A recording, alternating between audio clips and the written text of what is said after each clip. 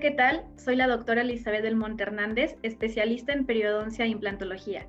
Actualmente soy trainer de Straumann Group y represento a Straumann Group México. Este webinar va a estar enfocado en explicar acerca de cómo los odontólogos pertenecemos al grupo de mayor riesgo de contagio ante la actual pandemia causada por el virus SARS-CoV-2, a la que actualmente nos estamos enfrentando. Bienvenidos. Hola a todos, bienvenidos. Mi nombre es Isaac Altamirano, soy cirujano dentista y soy entrenador de la marca Neodent aquí en México. También veremos un tema muy interesante en torno a las emergencias y urgencias dentales y cómo clasificarlas dependiendo el tipo de afección que se presente el paciente, así como el tipo de tratamiento que irá dirigido. Espero que les sirva mucho este entrenamiento y bueno, bienvenidos. Hola, ¿qué tal? Mi nombre es Margarita López, yo soy licenciada en Administración y Negocios y actualmente me desempeño como gerente de producto en Straumann Group. Bienvenidos a todos y es un verdadero placer el poder presentarles el día de hoy el tema emergencia o no, evaluación de los tratamientos dentales y medidas de prevención. Antes de iniciar, me gustaría compartirles el propósito de la iniciativa Cuenta conmigo, Dentistas en Movimiento por la Salud. Si bien sabemos, en los últimos meses nos hemos enfrentado a un panorama bastante incierto, inesperado e inclusive complejo. Conscientes de ello y que la salud siempre será lo primordial, Straumann Group ha iniciado el movimiento Cuenta conmigo, el cual busca promover la seguridad de los odontólogos y de sus pacientes.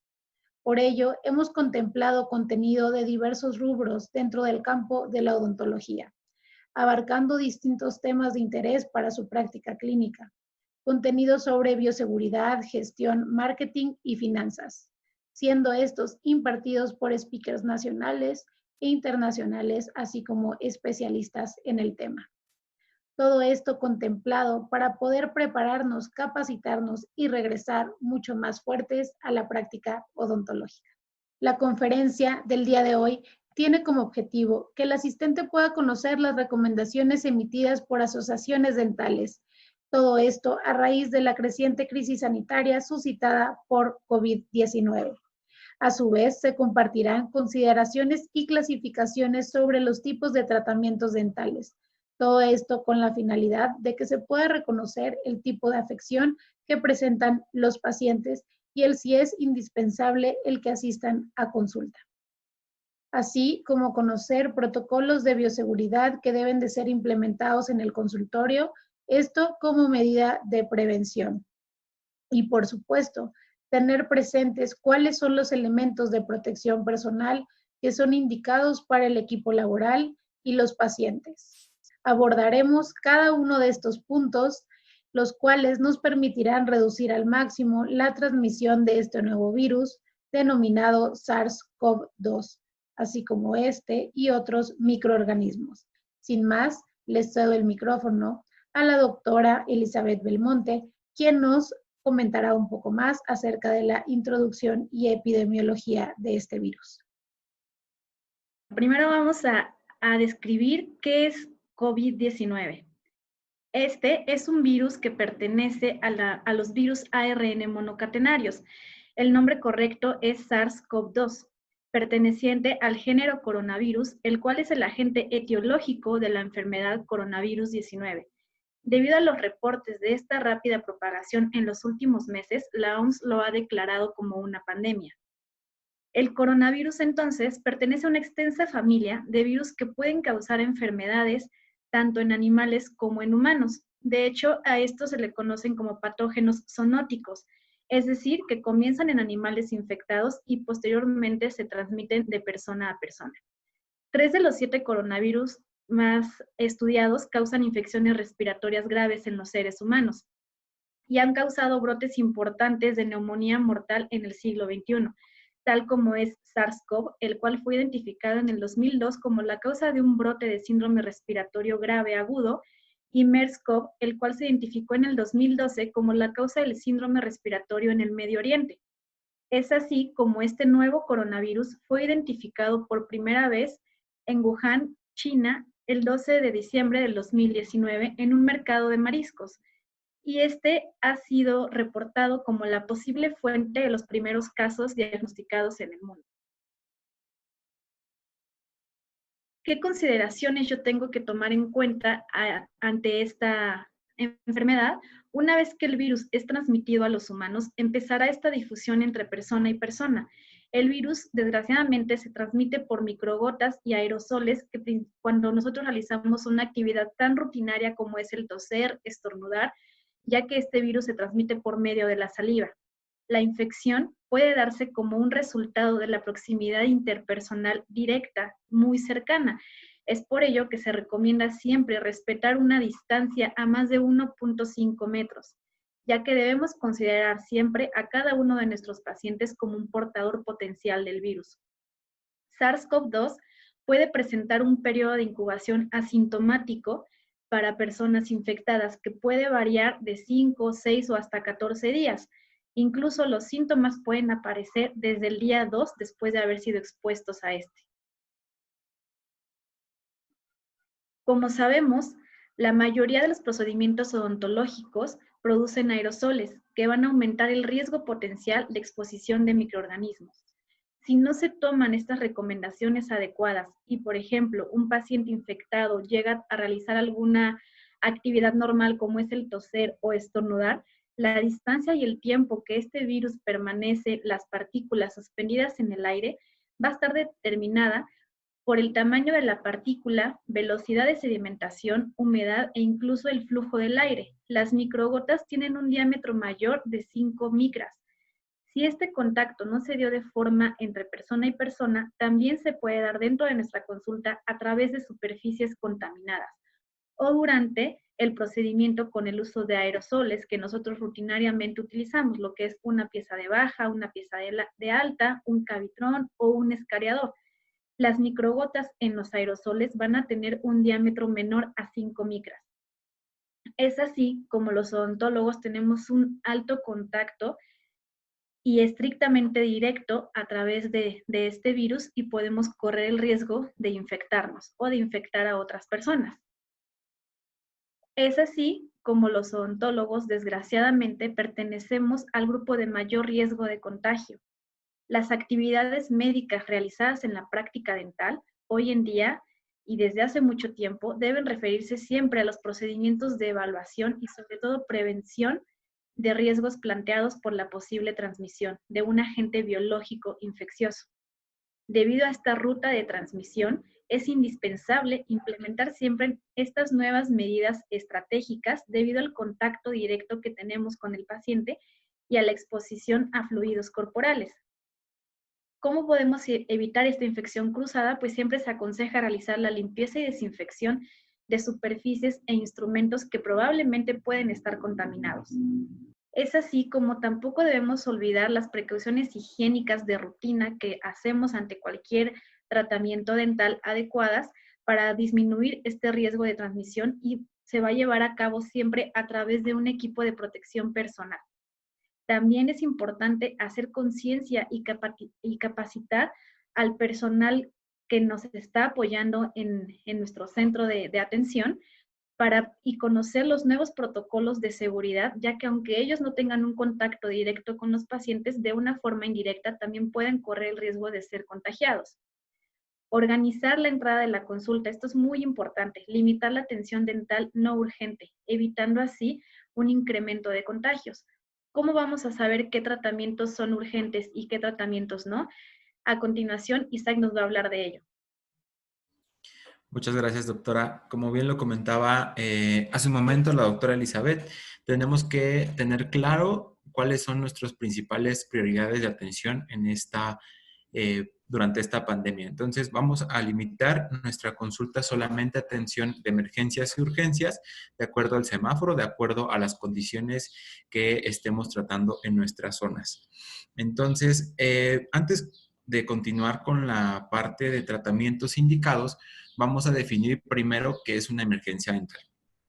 Entonces, la emergencia dental, como lo define la Asociación Dental Americana, se refiere a aquella situación que pone en peligro la vida de nuestro paciente, la cual va a requerir una acción inmediata. Existe dentro de estas condiciones un peligro potencial contra la vida del paciente y que si no es tratado puede llegar a causar secuelas graves permanentes. Entonces, la atención debe de ser concisa, debe ser eficiente y debe de ser inmediata. Es decir, no podemos por ningún motivo omitir la atención hacia estos pacientes. ¿Qué tipo de afecciones pueden considerarse como emergencias dentro del rubro dental? ¿Okay? Celulitis, invasión a espacios aponeuróticos importantes que puedan comprometer la vida aérea de mis pacientes, hemorragias intraorales, fracturas maxilofaciales y sospechas de lesiones premalignas, así como infecciones agudas que me puedan comprometer alguna bacteremia y que me puedan poner en riesgo la vida de los pacientes. Entonces, todo este tipo de afecciones deberá de tener atención inmediata en nuestro consultorio dental y como resultado evitar que los pacientes lleguen a alguna sala de emergencia de los hospitales que, como sabemos, actualmente sufren cierta saturación por el tema de contagios de COVID-19. Por el contrario, la urgencia dental se considera como una aparición súbita de una condición patológica bucomaxilofacial. Esta requiere atención inmediata también y de la cual si no se trata en tiempo y forma puede desencadenar algún tipo de emergencia o puede evolucionar algo que pueda comprometer la vida de mi paciente. Entonces, este tipo de afecciones deberán de ser tratadas como mínimamente invasivas y como se muestra en la tablita a continuación, todo este tipo de tratamientos deberán ser considerados como una urgencia. Aclaro, las urgencias pueden tratarse como mínimamente invasivas y habrá urgencias que requieran sí o sí el uso de agentes que produzcan aerosoles. Entonces, alveolitis, biopsias de tejidos, pulpitis irreversibles, abscesos periapicales, periodontales o gingivales, traumatismos dentales, fracturas dentales, pericoronitis, ajuste de prótesis que causen algún dolor o laceración en las mucosas de los pacientes, prótesis desajustadas, cementaciones de prótesis provisionales que hayamos dejado tratamientos inconclusos antes de esta cuarentena, ajuste de aparatos ortodónticos, lo mismo solamente si están causando laceración o dolor a mi paciente. Es por eso que les presentamos esta tablita, la cual clasifica en 5 condiciones diferentes este tipo de afecciones. El rubro A nos va a hablar acerca de emergencias dentales, las cuales, les repito, tienen una estricta indicación de ser atendidas sí o sí al momento que llegue nuestro paciente. Entonces, no importa la condición del paciente, si sea sospechoso o esté cursando con la enfermedad, deberá de ser atendido inmediatamente. El rubro B y el rubro C nos hablan acerca de las urgencias. Las urgencias, como lo marca dentro de la columna B, serán aquellas urgencias que puedan ser llevadas a cabo sin necesidad de utilizar elementos que produzcan aerosoles. Es decir, los dolores dentales, los traumatismos, algunas extracciones no quirúrgicas y estabilización de fracturas que nos puedan omitir el uso de algunas turbinas. El rubro C abarcamos aquellos procedimientos que sí incluyan el uso de aerosoles, pero que sean estrictamente necesarios. Entonces, dependiendo del tipo de paciente, es que apliquemos o no apliquemos este tipo de medidas. Más adelante les presentaré el tipo de pacientes y qué tipo de tratamientos estamos recomendando de acuerdo a esta clasificación. El no urgente, aquellas fracturas anatómicas que no estén representando algún dolor, inflamación a nuestro paciente, reparación de dentaduras que no causen laceraciones y que puedan, de cierta manera, pasar algún tiempo de espera para poderlos tratar como es debido, prótesis fijas fracturadas asintomáticas que no causen laceraciones, al igual que aparatos ortodónticos. Y los tratamientos de la columna E son tratamientos selectivos, aquellos tratamientos como limpiezas rutinarias, profilaxis, citas de ortodoncia, reemplazos de dientes o simplemente tratamientos estéticos, al igual que implantes dentales de procedimientos convencionales, deberán ser omitidos por el momento y simplemente dejar que pase un tiempo para que estos procedimientos no impliquen alguna transmisión o alguna propagación del virus hacia con los pacientes o el personal de la clínica. Entonces, es importante que para determinar qué tipo de pacientes y a qué tipo de afecciones nos vamos a enfrentar, debemos de contar con un triaje, con una guía para que nosotros podamos determinar antes de que el paciente llegue a nuestro consultorio qué tipo de tratamiento y qué tipo de paciente nos estamos enfrentando. Entonces, ¿qué preguntas o qué cuestionarios nos pueden ayudar con este triaje? Pues bueno, este tipo de formularios lo podemos hacer mediante alguna aplicación, alguna videollamada, para evitar que el paciente esté en el consultorio el menos tiempo posible. Entonces, desde preguntas muy generales, como la edad del paciente, si ha viajado al extranjero o ha tenido contacto con personas que hayan viajado al extranjero, si la respuesta es positiva, anotar qué país estuvo el paciente o las personas cercanas al paciente, hasta preguntas muy directas y específicas, como si ha sido diagnosticado con la enfermedad COVID-19, y si el resultado es positivo, ¿qué medicamentos se está tomando? Si la respuesta es no, o sea, no sé que tengo el virus, entonces vamos a indagar un poco acerca de la sintomatología. Fiebre, tos, dificultad respiratoria, temperatura, la cual deberá ser tomada estrictamente a la llegada al consultorio. Si él tiene algún monitoreo, algún termómetro en casa, bueno, que él sea capaz de tomarse la temperatura previa a la llegada del consultorio, así como fatiga, malestar gastrointestinal, escalofríos, durante los 14 a 21 días previos a lo que nos está solicitando la consulta. He estado en contacto cercano con pacientes que hayan ya sido diagnosticados con COVID en su casa, o tiene personas contagiadas, aisladas, pero certeramente cercanos a ellas. Entonces, todo esto deberá de ser respondido en este cuestionario previo. ¿Está tomando algún medicamento? Si no, ha participado en alguna reunión, ha tenido contacto con personas desconocidas, o si en realidad es trabajador de la salud, enfermero, médico, que esté activamente trabajando. Entonces, estas preguntas de la mano de la historia clínica, que esto no está sustituyendo nuestra historia clínica, deberá ser reportado. El formulario, en este formulario también nos puede ayudar a determinar la emergencia o la urgencia dental.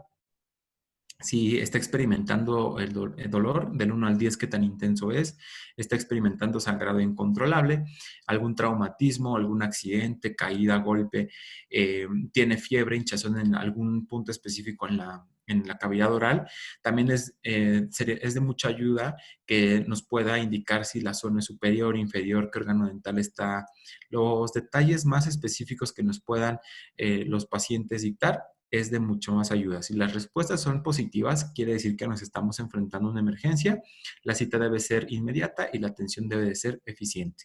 Si el paciente está dando positivo a algunas preguntas, pero negativos a otras, entonces podemos estarnos enfrentando a alguna urgencia dental, la cual también es de preferencia de atención, pero podemos clasificarlas en padecimientos que puedan ser tratados con instrumentos que generan aerosoles, o simplemente hacer un tratamiento mínimamente invasivo. Es así que vamos a tener dos escenarios los cuales nos podemos enfrentar a la consulta: los casos no confirmados y los casos confirmados con COVID-19. Los casos no confirmados, vamos a tener dos rubros o dos grandes diferenciadores: el paciente asintomático no sospechoso, es decir, el paciente no ha tenido contacto con personas que tengan la enfermedad, no tiene sintomatología aparente, entonces se convierte en un paciente asintomático no sospechoso. Si el paciente está dando positivo alguna afección, está dando positivo alguna sintomatología, entonces estaremos enfrentándonos a un paciente sintomático sospechoso. ¿Qué tratamientos puedo hacer y no en cada uno de estos dos escenarios? Asintomático no sospechoso quiere decir que puedo libremente atenderle la urgencia por la que está llegando al consultorio, o puedo atenderle la urgencia ya sea utilizando aerosoles o no utilizando aerosoles, debidamente con las barreras de protección personal debidas.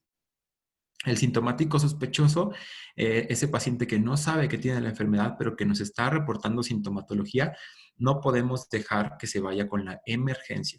Entonces, solamente emergencias dentales vamos a atender en estos casos.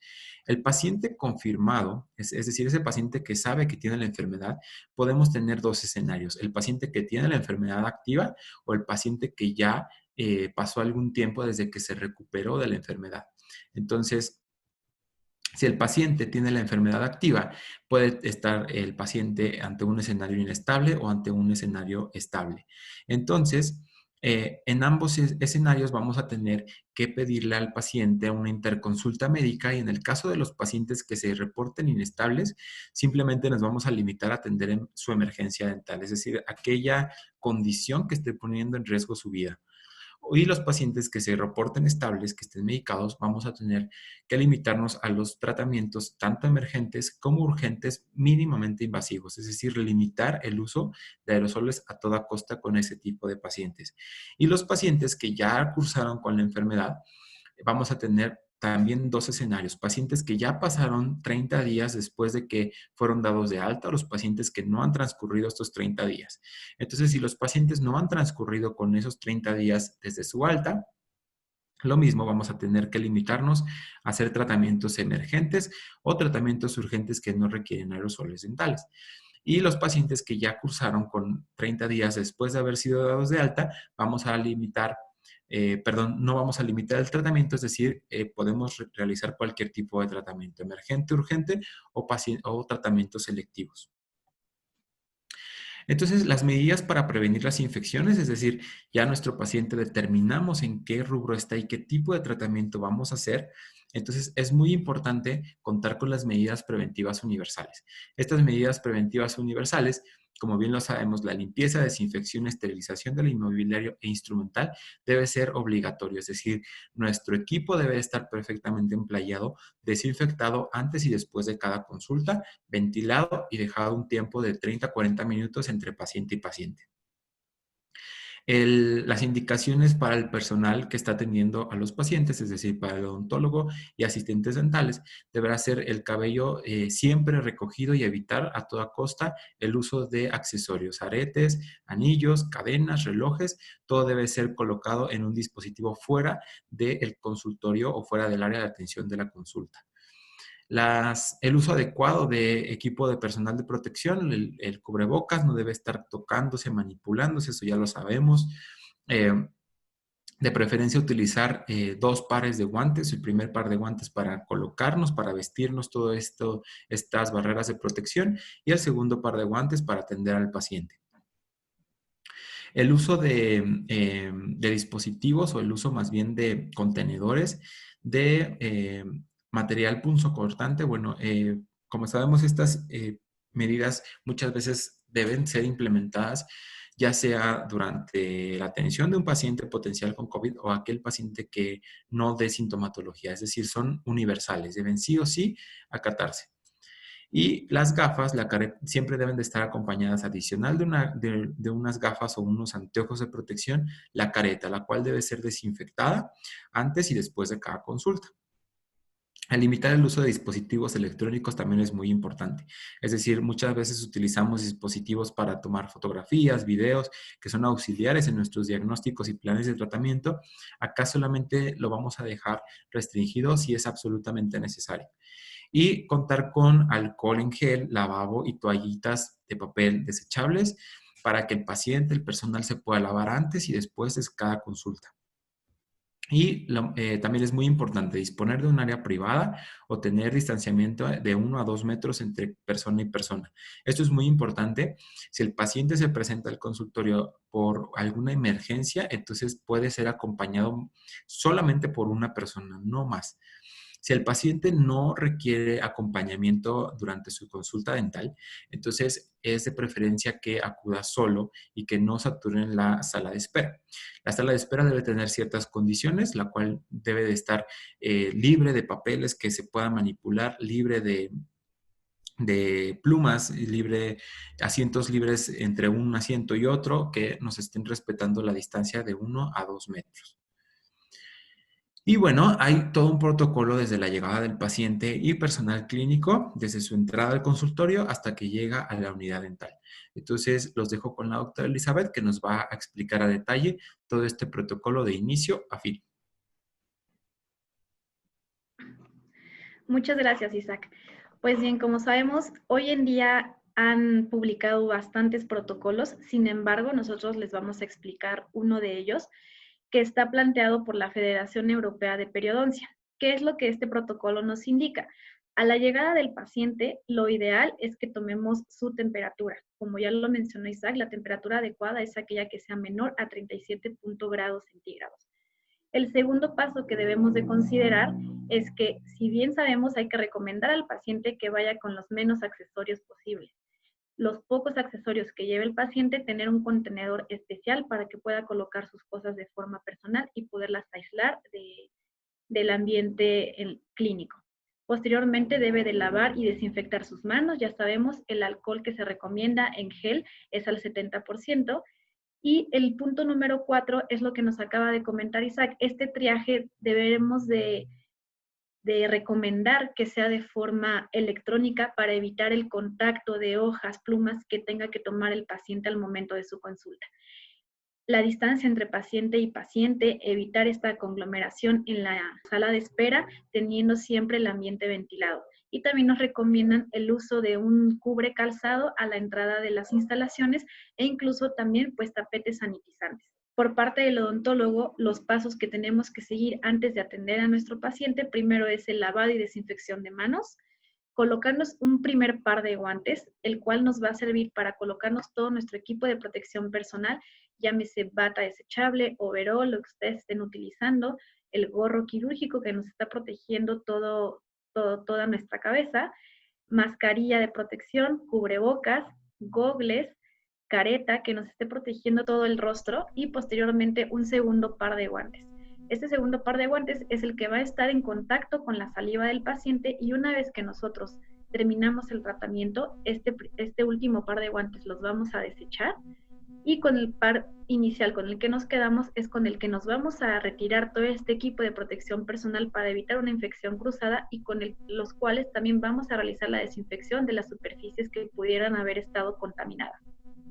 ¿Cómo vamos a seguir este protocolo de cómo nos ponemos el equipo, cómo nos lo retiramos? Margarita nos va a explicar un poquito acerca de esto. Aquí les compartimos 2 videos, los cuales han sido publicados por el Centro de Control y Prevención de Enfermedades. En el primer video se puede observar y se explica de manera muy detallada la manera correcta de poder colocarse este equipamiento y en el segundo video la manera correcta de podérselo retirar. Esto es muy importante debido a que han surgido muchas dudas al respecto en cuanto a cuál es el orden correcto de poder colocarse y retirarlo. Entonces, estos lo explican de una manera muy sencilla e ilustrativa. Los pueden encontrar en la página de YouTube de CDC y a su vez ahí encontrarán información muy relevante. A continuación, les compartimos el siguiente video, el cual detalla el protocolo a seguir en la llegada del paciente al consultorio.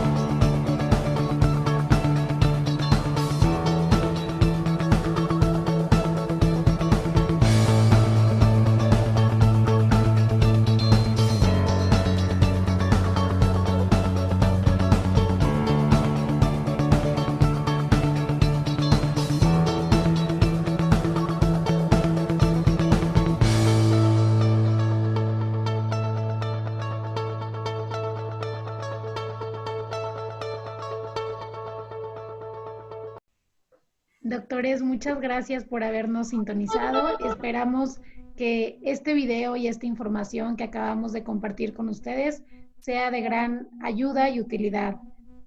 Antes de finalizar, me gustaría invitarlos a seguirnos en nuestras redes sociales a través de las distintas plataformas como lo son YouTube, Instagram o Facebook.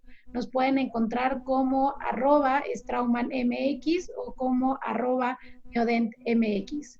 A su vez, me gustaría invitarlos a unirse y mostrar su apoyo al movimiento Cuenta Conmigo. Si desean conocer más información sobre esta campaña, lo único que tienen que hacer es ingresar y visitarnos en nuestra página www.dentistasporlasalud.com.mx. En nuestra página podrán encontrar diferente información sobre estos cuidados de bioseguridad en estos distintos factores clave y a su vez podrán encontrar nuestra programación semanal. Sin más, me gustaría despedirme y dejarle el micrófono al doctor Isaac Altamirano y a la doctora Elizabeth Belmonte para que puedan decir unas palabras. Muchas gracias, Maggie. Muchas gracias, doctores. Esperemos que haya servido mucho la información que les presentamos. Recuerden que mucha de esta información está disponible en el manual de bioseguridad que ofrece Straumann Group. Entonces, en las redes sociales, en la página que acaba de mencionar Margarita, lo pueden encontrar, lo pueden descargar. Y adicional un manual de control de modelos de trabajo, control de impresiones dentales, que también es muy importante, está disponible para ustedes. Y pues muchísimas gracias y seguimos en contacto. Igualmente, pues muchas gracias por habernos escuchado. Espero que esta pequeña cápsula haya sido de gran ayuda para ustedes y sobre todo resolver muchas dudas.